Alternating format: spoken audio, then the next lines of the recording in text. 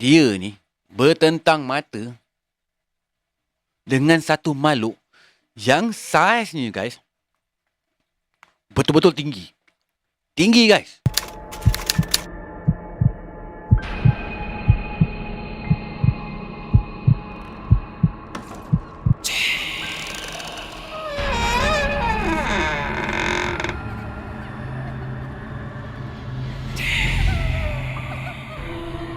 اللهم صل على سيدنا محمد وآله وصحبه وسلم. Bismillahirrahmanirrahim. Assalamualaikum warahmatullahi wabarakatuh. Salam sejahtera dan salam satu Malaysia. Selamat kembali guys di Malam Mistik. Buat kawan-kawan, adik-adik, abang-abang, makcik dan pakcik yang baru singgah ni, aku ucapkan selamat datang ke Malam Mistik. Alhamdulillah guys, sekali lagi hari ni dapat bersama lagi, berpremier dengan korang. Mana-mana kawan yang follow cerita aku yang lepas, aku ada cerita pasal seram driver bas dan lori. Kali ni aku nak lari sikit daripada konteks kisah pemandu ni guys. Aku nak cerita pengalaman satu awak ni yang diganggu masa dia bekerja sebagai pekerja dekat sebuah McDonald guys. McDonald tu. Okey, sebelum aku nak start cerita malam ni, seperti biasa, yang mana belum subscribe channel aku tu, aku minta korang bantu aku. Tekan butang subscribe tu. Tekan sekali butang loceng kalau korang nak menerima notifikasi cerita aku ni di masa yang akan datang guys. Korang tak perlu risau, semua ni adalah percuma je guys. Tak perlu panjang-panjang sangat aku nak sembang. Korang pun tahu aku tak suka meleweh panjang-panjang sangat. Kita terus je layan cerita ni guys. Let's go.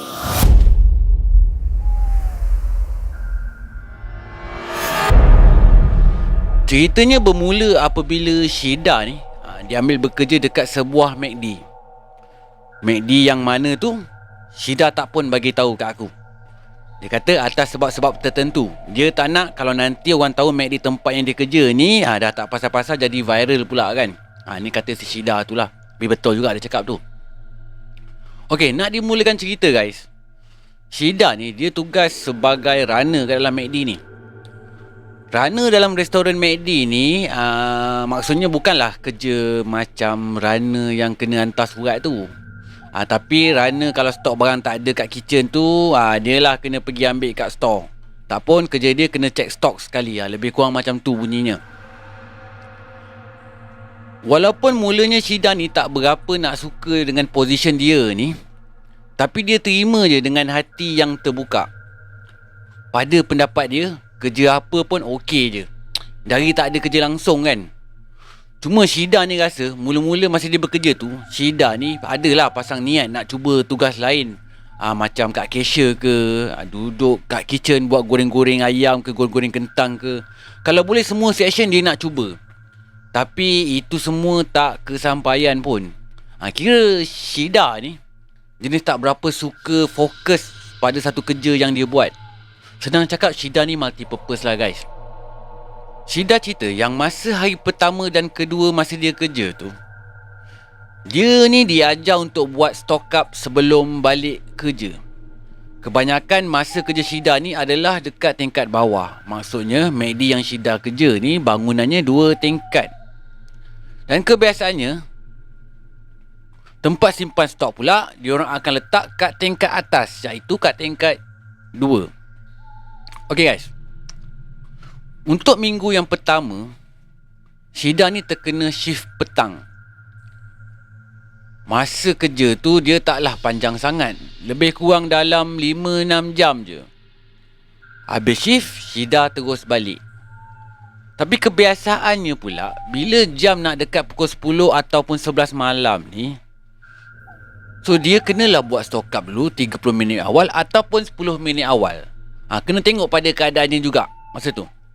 Sebab ada masanya Syeda bagi tahu bila ramai customer yang datang, maka Syeda ni akan duduk dulu kat depan kaunter untuk layan customer. Sampai customer ni kurang sikit, barulah Syeda ni dapat naik pergi stock up awal-awal sikit.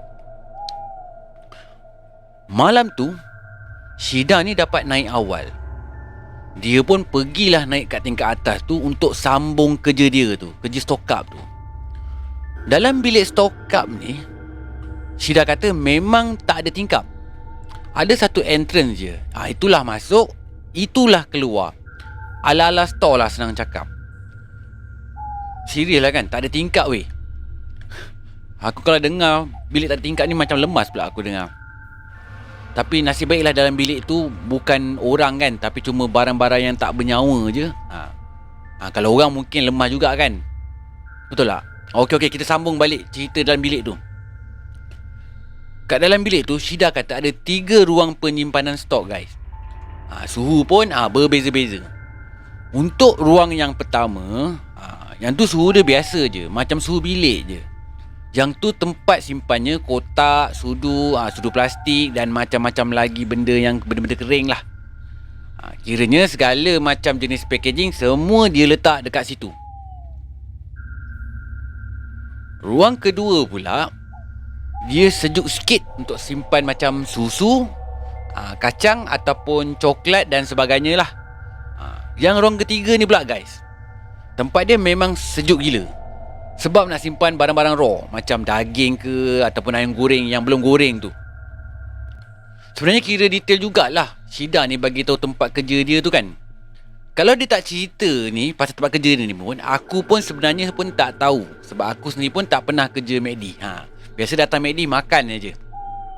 Okey, pada hari ketiga Syida masuk kerja ni, malam tu dia turun ambil kunci kat ruang bawah tempat cashier tu. Lepas tu dia berlari ke atas nak ambil barang. Masa dia jejakkan kaki dia kat dalam bilik tu, tiba-tiba Syida kata bulu roma dia ni meremang-remang. Masa tu dia tak fikir apa pun. Dia masih fikir macam tak ada benda yang berlaku pun. Syida masih buat bodoh je lagi. Dia buat-buat tak tahu je. Si Syida ni cakap dalam hati dia, nak risau apa kan? Sebab dia kata masih ramai lagi orang kat luar bilik ni. Nak takut buat apa? Kata dia ni dalam hati dia, kiranya dia macam nak sedapkan hati dia je masa tu.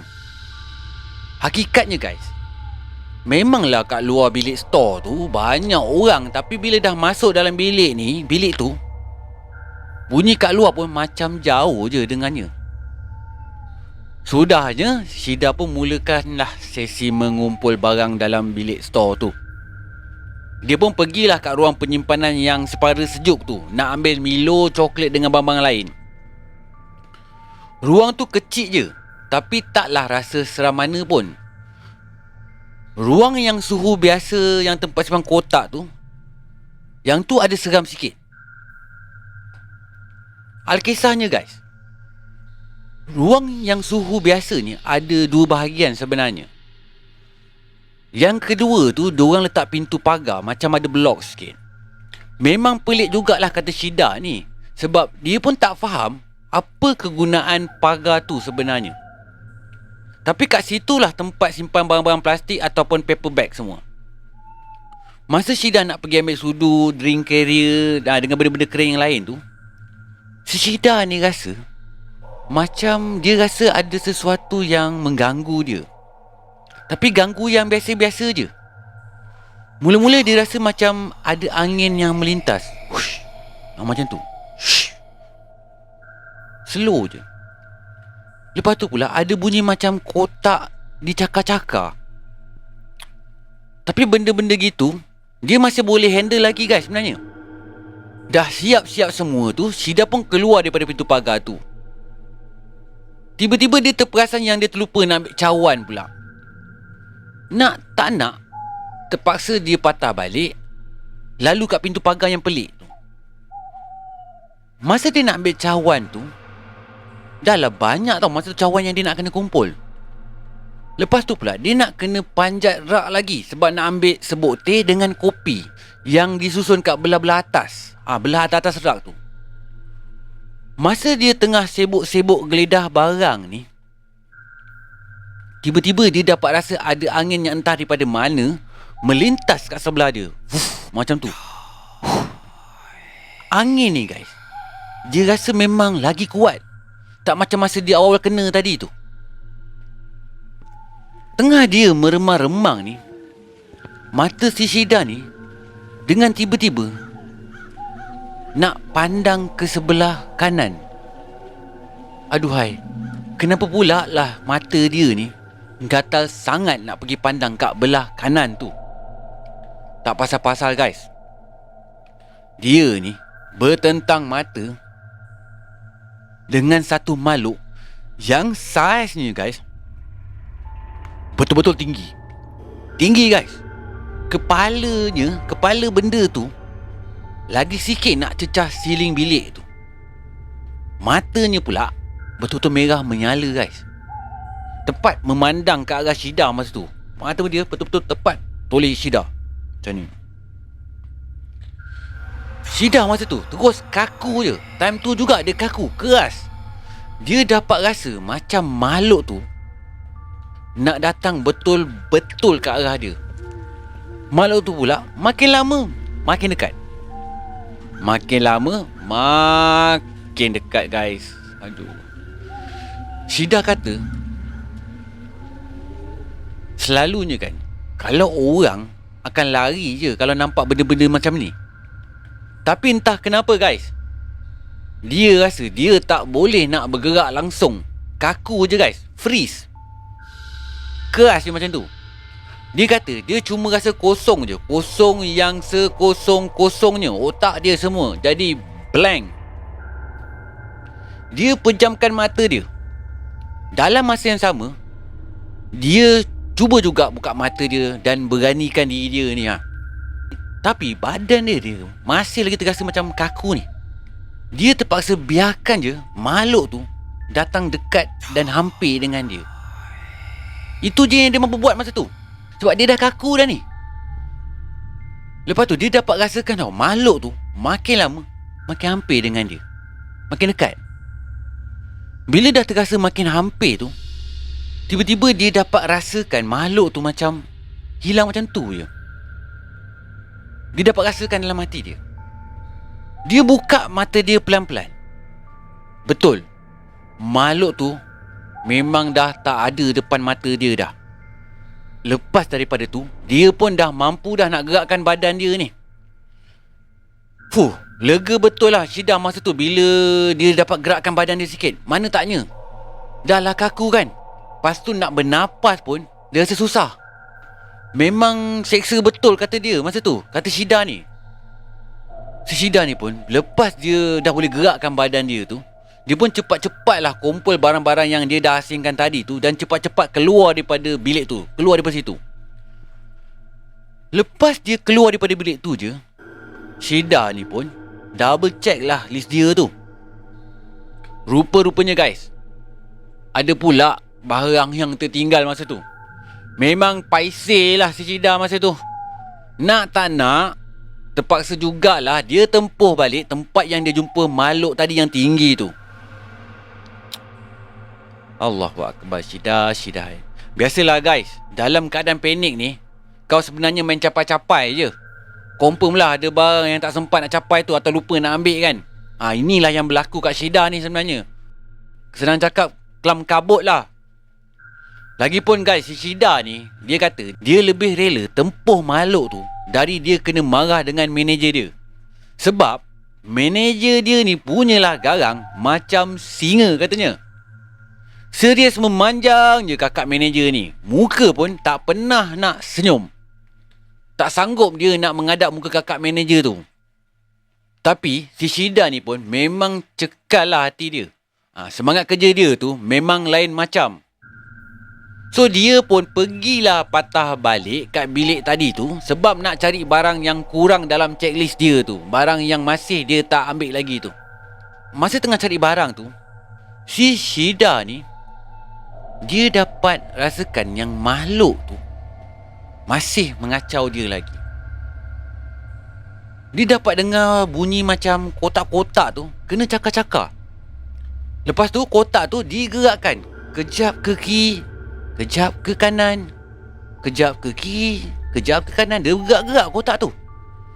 Dan dalam masa yang sama juga ni, makhluk tu main tiup-tiup angin kat telinga Syida. Macam tu lah dia tiup angin kat telinga Syida ni. Mai.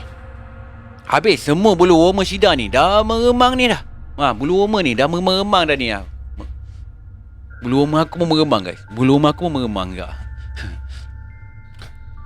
Tak pasal-pasal satu badan si Syida masa tu menggeletar ni. Dia kuatkan je semangat dia masa tu demi nak settlekan kerja dia ni. Habis dia Syida ni kumpul barang tu, dia pun keluarlah daripada bilik tu dan kunci bilik tu cepat-cepat. Terus Syida ke bawah dengan seberapa pantas yang boleh macam lipas kodong. Lepas daripada kejadian tu guys, Syida ni dia tak cerita pun kisah yang berlaku masa dia kerja seorang kat bilik store tu dengan siapa-siapa. Dia diam je, dia senyap je.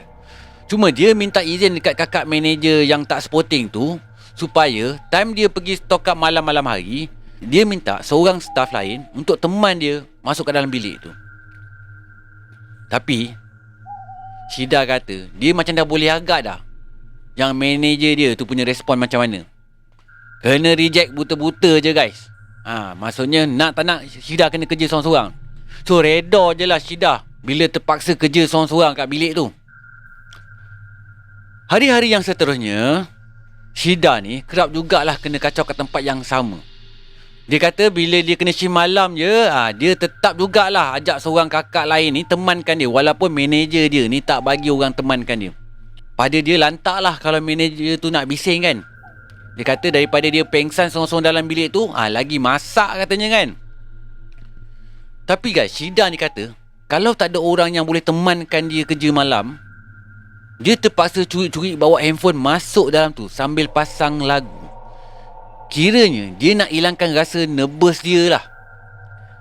Tapi bila time Syida pasang lagu ni pula, makhluk tu mulalah kacau dia lagi. Main cakap-cakap kotak dengan gerak-gerakan kotak tu. Kiranya guys, tak aman lah Syida nak buat kerja. Bila dah jadi macam tu, si Syida ni pun kuatkanlah lagi volume handphone dia tu. Masalahnya, lagi kuat volume handphone dia, lagi kuatlah bunyi cakap kotak tu. Makin stres lah dibuatnya. Bukan tu je guys, benda tu main gerak-gerakkan pagar pula. Pagar yang kat depan tu. Allahu Akbar. Aduhai. Astaghfirullahalazim. Serius seram Syida ni. Syida ni sentiasa rasa benda tu ada je kat area tempat dia nak buat kerja ni. Nak tak nak guys, dia tempuh je. Dia tempuh je. Cekalkan je lah hati dan kuatkan je lah semangat dia tu.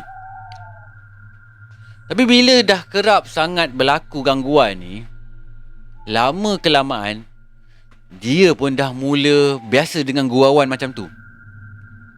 Ada satu kes ni, yang ni lagi seram katanya. Bila mana makhluk tu dia datang menyerupai kawan-kawan Syida ni. So korang faham-faham je lah kan. Kadang-kadang tu dia nampak kawan dia ke atas tengah buat kerja. Tiba-tiba kawan yang dia nampak tu rupanya tak kerja pun masa hari tu. Allah.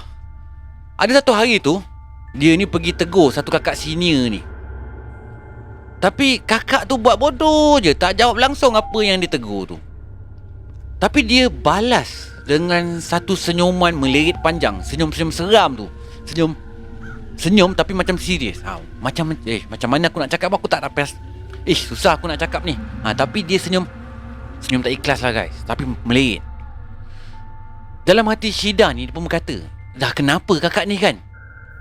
Lepas tu bila Syida ni turun, sebab dah time nak balik ni, time dia nak punch out lah. Boleh pula kakak yang baru tadi dia tegur tu dah ada kat luar berborak dengan kakak-kakak manager lain. Syida ni cakap dalam hati. Syida ni dia cakap dalam hati dia, kalau kakak tu tengah melepak dekat luar tu, siapa pula kakak yang dia tegur tadi tu? Aduhai. Terkena lagi Syida dengan benda tu. Seram ni, memang seram. Tapi bila dah lama-lama, si Syida ni dia rasa dah jadi biasa dah jadi kebiasaan.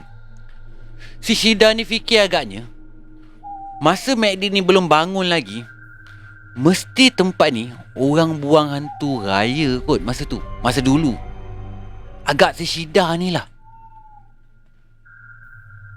Okay guys, itulah cerita pengalaman Syida ni bekerja dekat McD.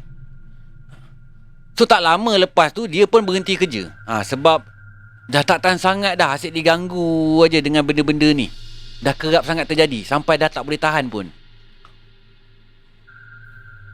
Kisah budak McD guys. Budak kerja McD guys. Aku tak tahu nak komen apa. Bagi aku cerita ni agak unik dan menarik juga. Sebenarnya boleh tahan juga seram ceritanya ni. Cuma hebat jugalah si Syida ni mampu bertahan kerja walau dah berkali-kali dia diganggu. Kalau aku memang malas lah kan nak layan ni. Lagi pula kalau dapat manager yang macam Syida cakap ni, macam singa kata dia. Lagilah memang tak lama lah aku duduk kerja kat situ, kompom. Tapi apa nak buat kan?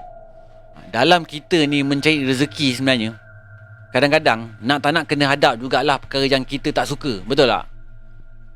Semoga makin murah rezeki awak Syida ya, kat tempat kerja baru tu. InsyaAllah kalau kita ikhlas kerja, Allah murahkan rezeki kita. Yang penting niat hati kita tu bekerja untuk apa. Lagilah kalau kita bekerja ni untuk sara keluarga, ditambah pula dengan keikhlasan dalam hati, makin bertambah-tambah berkat lah rezeki kita tu, InsyaAllah guys.